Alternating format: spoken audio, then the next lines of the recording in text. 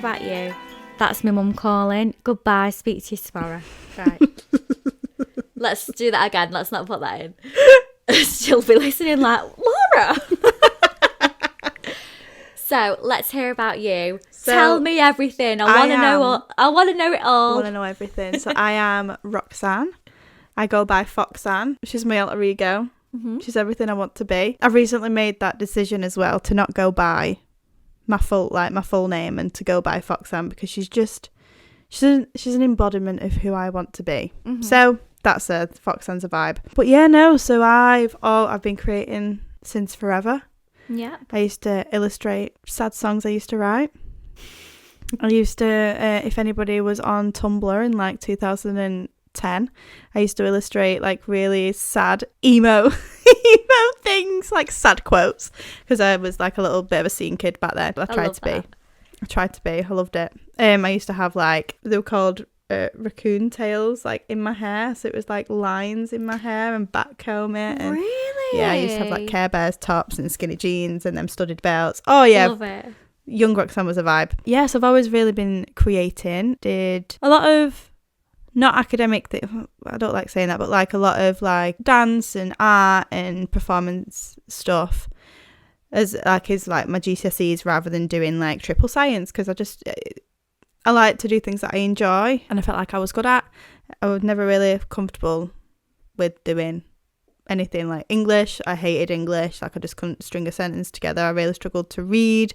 All the words would kind of jumble up on the page. Whereas like I'm a better at reading now. Yeah, you read loads. I read so much. Only in the last year though. I think that's just because I don't have the pressure behind it now. I think the pressure which made it worse. Mm-hmm. But yeah, then from school went to college and went to sixth form for a year and 2 months. Absolutely hated it. At sixth form I did art, photography, media and dance. I just hated it. I just hated the vibe because it like sixth form is like school, but just for when you're out of school, whereas like college was more like you called the teachers by the first names and like it was more like a relaxed vibe. But yeah, so after once I quit second year, went and started at a college doing UAL at level 3 in art and design. There I kind of went on to become like I was like painting, I was like contemporary artist, and I'd like look into topics and femininity and like relationships and like mental health. I kind of like it was more about how people think and the psychology behind different things and how we react to certain things and all that good stuff. I'm just interested in all that. But yeah, so then did 2 years at college, and then from then I didn't really know what I wanted to do. Like I knew that I wanted to stay in education because education was something that I'm very comfortable with. Like I'm comfortable with the end goal. I'm comfortable with learning like,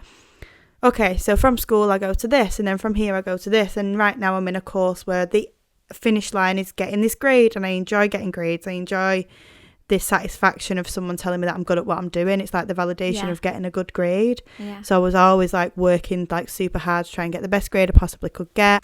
But yeah, no, so once I finished college, like everybody was kind of going to uni or like getting like a full-time job and kind of like making the next step in their life, and I just really didn't know what I wanted to do. Like I knew that I wanted to be a creative, I just didn't know how to go about it. But I knew that I weren't ready for uni yet.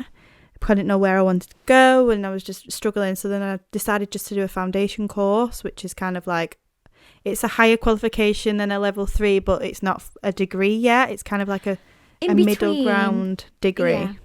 Yeah, so then the foundation course is kind of for anybody who's like, once they've done the college, so from like being 18 to older, like whatever age you want to do it, as long as you get accepted all the funding. So in my foundation course I was getting more and more contemporary. So for example, for my final end of year piece, one of them were I locked myself in a box because I know that I'm claustrophobic, and I was in there for about 2 hours, and I took a piece of paper and a pen inside with me and I just drew.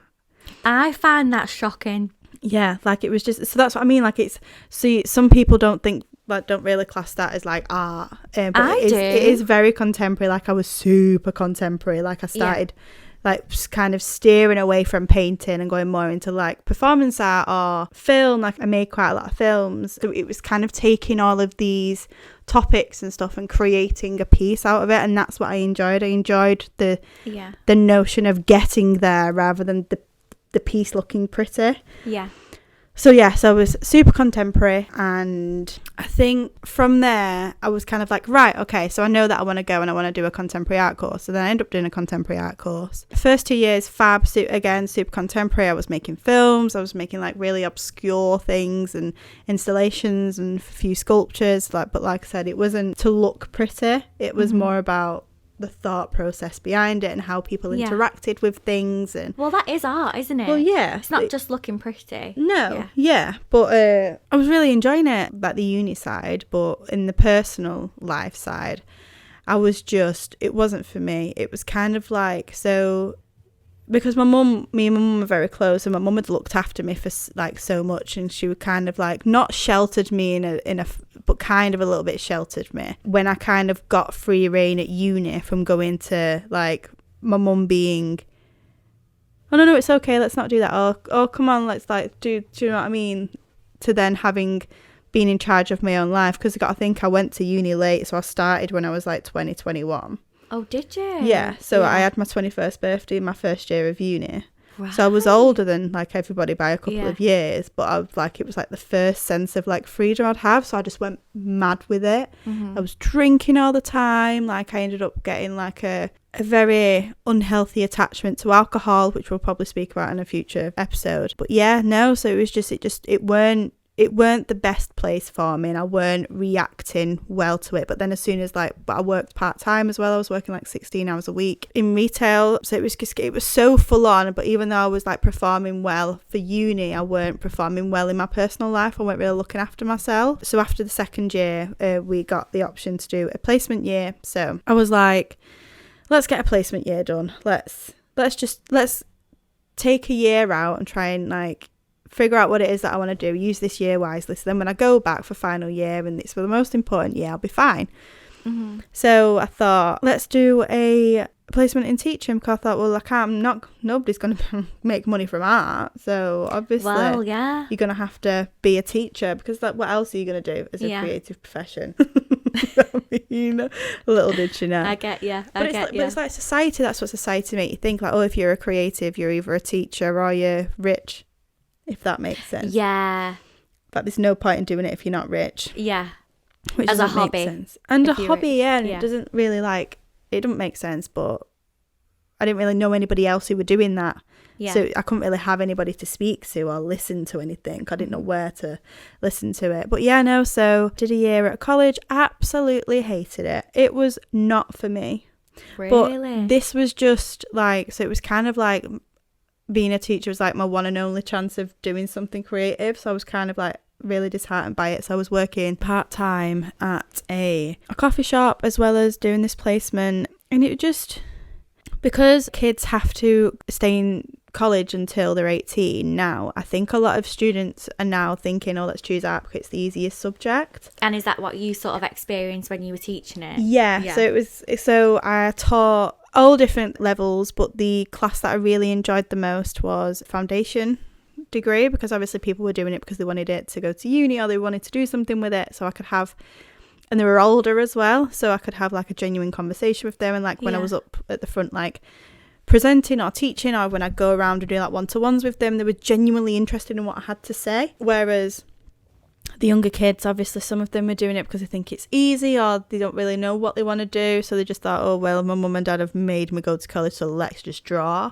Yeah, because I used to have that. I used to be like, come up, like you need to listen, like I'm presenting something. I would be like an artist, like in-depth research of artists. I'd be presenting like Louise Bourgeois or something like that, and they'd be like, can I not just paint? It's like, no because we have, it's not just a free-for-all painting class. Yeah, like we have a structure and things that we have to go down, which kind of I found quite disheartening. So yeah, so that year that I took out, I wanted to create, couldn't really create anything. I didn't really have the time, didn't really have the space because of where I was living. But for all of my life, I've used art as like a vice to kind of cope. But because that was taken away from me, I didn't really know what to do with myself. Mm-hmm. I found that I was really, really struggling with it. Yeah, so I said to Max, I was like, I really want to do art again, but I don't really have the space to paint. I can't really get paint anywhere. It's hard. So I was like, I might get into try and do something digital.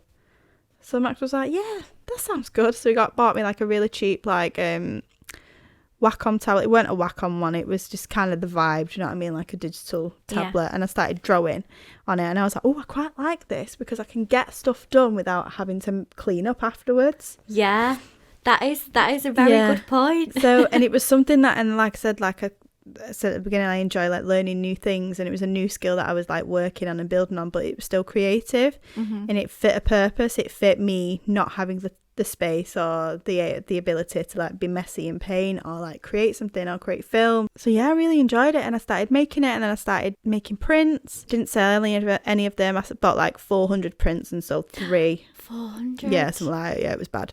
But I didn't really, at this point, it was just kind of using my personal Instagram and kind of uploading a picture every now and again. So it was just kind of friends that I was reaching. Yeah. Or like family who followed me on Instagram. So I weren't necessarily like marketing it as a business. It was more like, oh, I'll sell some if I want to sell some. But like I said, I weren't finished with the uni. I still had a year left. It's good that you didn't put too much pressure on yourself. Yeah. But like I said, it was a new skill, and I was seeing people online like selling prints, and I thought, oh, that's dead easy, that. I'll sell some prints. But yeah, no, so then I ended up finishing up that year and being like, right, I have no idea what I'm going to do, because teaching was my last and only hope. I have no idea how I'm going to get a creative job. Like, I don't know how to get a creative job. Like, I don't know how to do industry or anything like that.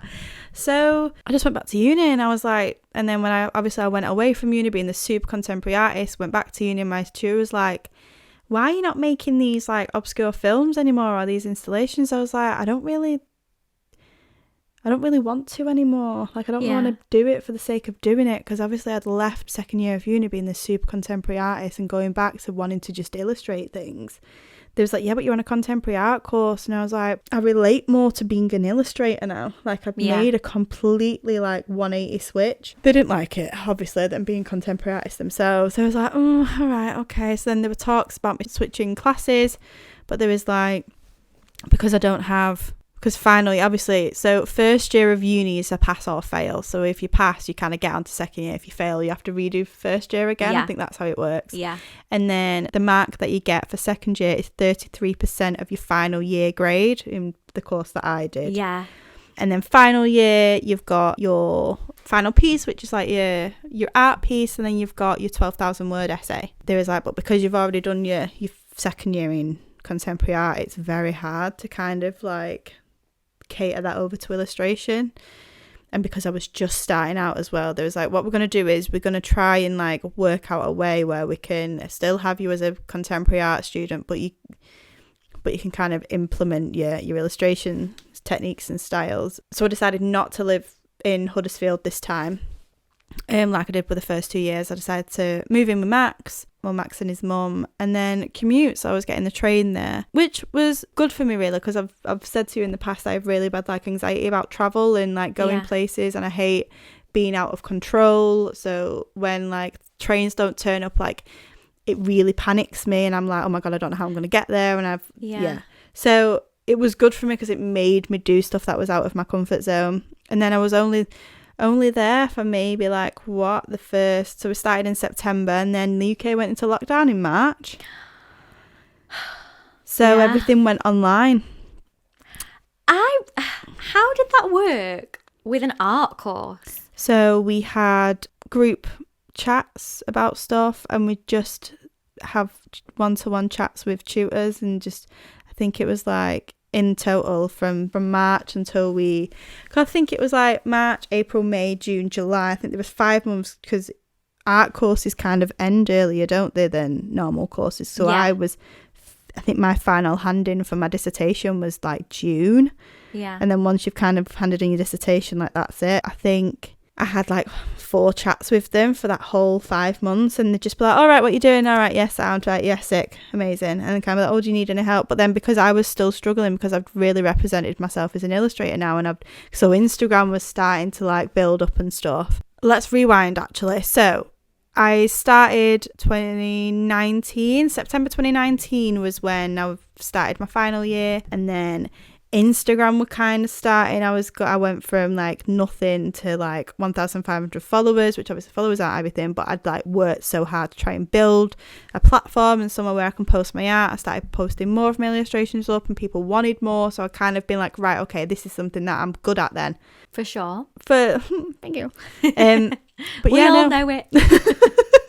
But yeah, no, so then I was getting really stressed out because I was trying to juggle, trying to build an online business, trying to get my final degree, and then also working like part-time. But obviously when you work in retail or a coffee shop, it starts off part-time, but then like, oh, can you do this day, can you do that day, can you do this day? And I'm like, no. So yeah, no, so my mother-in-law sat me down and she was like, if it's stressing you out that much, honestly, I don't mind like taking the pressure off, quit your job. Like, you don't have to pay me anything, like it's all right, like you just work on yourself and you work on your business. She was like, because this is stressing you out too much and that's so nice. One of them's gonna break. Yeah. And she was like, and that's the one that you can realistically drop. Yeah. Which obviously was in like such a privileged position to be in, because not everybody was in a position like that. But yeah, so I quit my job in November 2019, concentrated more on, so this was pre-lockdown, concentrated more on Instagram, and obviously I was going to uni and stuff and just kind of just trying to figure out what the fuck I was going to do. Because I was like, I've gone away, and in like a contemporary artist came back, an illustrator, and they was like, I don't know what to do with you, pal.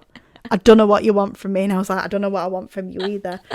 But yeah, no, so then went into lockdown in March, and then like I said, it was just kind of trying to battle with how I basically asked him at the end of it, I was like, what boxes do I need to tick to be able to, because I'd got such good grades my first and second year. Yeah. I didn't want this year to let me down. It was like, what boxes do I need to tick? And it was like, ideally what you need to do is you need to kind of carry on the themes that you were using, but you can do it in an illustrative style. And I was like, fine. So obviously I was doing more like the sex and porn and stuff, but I was making like it was still contemporary, because I'd be like, right, so the piece would be a protest, and this is what the art piece would be, but it would use my illustrations for the posters and stuff like that. So it was like, this is how we can kind of gel the both of them together. Yeah. So it's basically like contemporary illustration, basically. Yeah, basically, yeah. So so I ended up getting a first. Love it. Congratulations. I know, I did. My dissertation was about, I think it was called Sex, Porn and a Guilt-Free Wank. Love it. It was about ethical porn and art and how they're connected. I know, love that.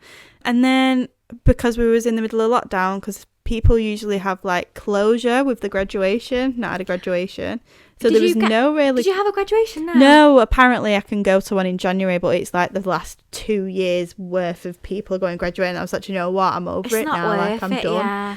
But yeah, no, so people usually have that kind of closure. I had no closure. It was just one day I was in uni and next minute I weren't, but I was still doing the same thing because we were still in lockdown. Yeah. Oh, God. I feel like I'm waffling. Yeah, so then Instagram was just popping. I said to Max once I quit, I was like, I'm going to probably have to look for another job. And then I just started getting client work and building on stuff. I think first I did some family members' businesses, logos, and then I realised, oh, actually I can do this. I quite like this. Like, I have an eye for it, because that's it. Like I said before, like it all like gels into each other. Like, because I was like painting, like trained, and then like I was fine art, and then I kind of went into contemporary. I have like a rounded knowledge, and I think for me personally, obviously it's not, you can take this as yours. I don't mean to say this in like a dickhead way to say it, but like I think I have an interesting perspective because I've gone from contemporary to illustration. Yeah, I have an eye for things, but like it's kind of like an obscure way of looking at illustration as well, if that makes sense. I've not gone from like, this is how you draw like a technical drawing, to illustration. It's like, oh, I've made these weird obscure films, to then illustration, which I think is a nice perspective on it. Yeah, definitely. Like, how many people have done that? Yeah, it is different, but it is, because that's what I was questioning. So obviously because I was like illustrative and I was felt more like an illustrator, I couldn't necessarily apply for illustrators jobs with a contemporary art degree.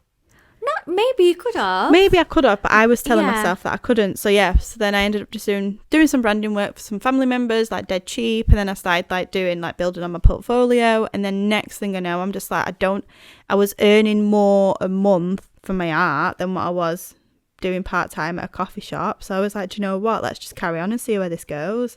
And Max was like, you may as well. So like with my my last bit of student loan, I bought myself a Mac. Love it. So I was like, you've got to do it. Yeah. So I was like, I may as well. So then that's where it is. I think Instagram is just, it's been like a massive help from Instagram now. Like, yeah. quotes, because I haven't said this, but I'm an illustrator. I do some animations. I would like to get into mural and window work, but we'll leave that for next year. I just do a bit of everything. I'm very digital. I would like to get back into painting, but I don't know if I've got the energy to be able to clean up after myself. I quite like not having to clean it. I'll just shut my laptop and I'm done. Maybe get an assistant. If you're doing any like painting work, like if you're doing murals, get an assistant. But that cleans up after me. Yeah. So yeah, I never really know what to call myself. Like, I've done a few podcasts as guests and they're like, oh, so introduce yourself. I'm like, hey, I'm Roxanne. I make things. I sound like, do you remember, was that apparently? What's that? Have you watched that with that ginger kid on Ellen? Was like, apparently I've been here before. Apparently. I've not seen that, but I need to. Now I'm going to show you after this. Oh, it's such a cute little kid. It's like, apparently. Or is it apparently he says? I think so. But yeah, no, I never really know what to introduce myself as. I never really. You're like you said to me before, you're an all-round creative. I am an all-round creative. Yeah, girl. You're just a creative gal. I'm very insecure as a person. Like not. I don't think insecure is the right word. Maybe it is, but I'm not very confident with certain things. But I know that I'm good at art. It's the one thing where I'm like, no, I have an eye for this. It's like, I don't know who I was telling this to, actually. I think it might have been Max. I was like, it's like when you take inspiration from around you. Like when I look at buildings, I look at the composition, I look at how like the light reflects from things. I don't just see the building for the building. I'm like, I take inspiration, be like, oh, I like how those two colours look together, and I'll make a mental note of that. Or like my notes app is just full of like this, or pictures of just random stuff. But I don't know, it's just something I enjoy. It's something I don't know how I've fluked making money off it. I mean, not a lot of money. Don't be silly. But still, it You've is not fluked good. it. But I do enjoy it. I think Eloise up now. But yeah, no, so then carrying on, I opened a shop. I started selling stuff. So I opened the shop about 2 years ago. And then recently I've made the very sad but kind of exciting decision to shut the shop, because financially I'm not really making anything out of it. I've looked at my finances and I was like, I'm putting so much money into this for nothing back, really. I was having next to no sales. I told myself, I was like, I don't mind if I don't make any money off it. It's just my passion project. Yeah. But my passion project was starting to get very expensive, and I was buying more stock because I was seeing all these other brands being like, oh, new stock every month or new stock every other month, and I tried to keep up with that. Yeah. Because people want freshness. People want new stuff all the time, which it's not necessarily. I feel like sometimes, you know, when they say like if you have like an Instagram ad, a customer has to see you 7 times before they buy something. Yeah. Sometimes someone will see something a year before. Maybe that's where I went wrong. And then make the decision to buy. Yeah. Like, and I feel like it's really easy. Like, I do the same thing with my shop. I compare to a lot of other people, and yeah, it's very difficult not to, for sure. I do try to not to, though, but it is hard. But yeah, no, so I'm shutting the shop. Hopefully it's going to give me more money so I can have more of like a stable income, because I was like, I've been having a stable income for the past 6 months, but I've not been seeing it, because it's all just been going, right, and now I've got this money, and now let's get some new products out there. Now let's pay for Facebook ads. Now let's pay for packaging and stickers and this and that. Do you know what I mean? But I'm thinking, do you know what? I've got a massive sale on. When this goes live, the sale might probably be still up. Everything will probably be £1 by then, just so I can get rid. Yeah. I've had some questions as well about being like, oh, are you bringing them back? Or like, what are you doing? I'm like, as of now, I'm not thinking about opening a shop again. We don't know. Like you say, never say never. Yeah, never say never. Let's quote Justin Bieber. I'm excited to see when this comes out, it'll be January, but like what 2022 brings. I think I know. I'm manifesting good vibes, new opportunities. Yes. And we were saying, weren't we, 2022, we've both got a really good feeling about it. We've both got a great feeling about it. Like, I'd love to see where this goes. Like, I would love to do, like, a live one where we had, like, quite a few little panel guests on. That makes me nervous. Because the plan for this, let's quickly just... I think I've rounded up what I wanted to say about Miss Sen. That was fabulous, by the way. Loved every minute. I'm not being sarcastic. Sometimes people say to me, but just so you know, right, especially if you're not seeing the video, someone said this to me at work, Cassie said this to me at work, she went, sometimes I just don't know if you're being sarcastic or not, like, because she'll say, oh, can you do this? And I go, oh yeah, of course. Like, she'll say, oh, can I go for a cig break? And I'm like, oh, you enjoy yourself. But I'm so camp with it that it sounds sarcastic, but I'm genuinely being enthusiastic. Like, yeah. I am I get that, but I know what you like. So yeah. It's kind of like, because you're very like peppy and cheery, but sometimes because we're British and because we're English, everybody's kind of a bit like, do you know what I mean? So when anybody's a bit like, oh, like overly top polite, I was like, you're right. But yeah, no, so I was saying that like I have a really good feeling about this podcast. Obviously this is the first episode, but I have good vibes about it. Like I tend to like sense things, and I do think that this potentially could, if we work dead hard, and we will, because of who we are, we don't do things by halves. I hope everybody enjoys it as well. I think that's it. If you guys who are listening enjoy it, the more likely we are to carry on doing it. Yeah, and it's fun anyway. Obviously, this is the second time that we've been filming, and I've just really enjoyed every minute, even though we've had to do it again. It's kind of exciting that we've got to do it again, you know? Yeah, have we mentioned about having to re-record? I think so, somewhere in there. We had to re-record because the microphones were terrible. Yeah, so we've forked out some money for some decent mics. And we're buzzing with them, we're buzzing. I'm so buzzing. I am living my best life. Yeah. Because the last mics were just not great. We sounded like we was recording a voice recording, if that makes sense. Do you know what I mean? It was dead like tinny, and like we'd be dead quiet, and then all of a sudden we'd like scream into the mic, but we hadn't changed our voices. Yeah. But yeah, no. So I hope you're all enjoying the audio quality of this. Whether I hope it's good. Imagine I start editing it and it's horrible again. No, it won't be. I'm not doing that.